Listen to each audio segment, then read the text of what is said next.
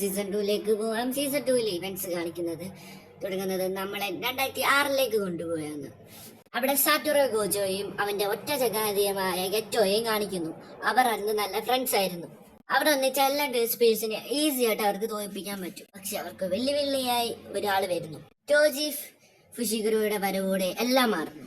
ഒരു വലിയ ട്രാജഡി തന്നെ സംഭവിക്കുന്നു. അതിനൊപ്പം ഗെറ്റോയെ ഇരുണ്ട വഴിയിലേക്ക് നയിച്ചു. അത് അങ്ങനെ അവരുടെ സൗഹൃദം തകർന്നു. ലോകം കണ്ട ഏറ്റവും വലിയ വില്ലനായി ഗെറ്റോ മാറി.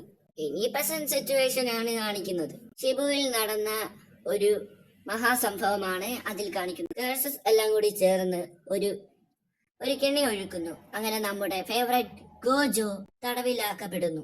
ഷിബുവെ ഒരു യുദ്ധക്കളമാക്കി.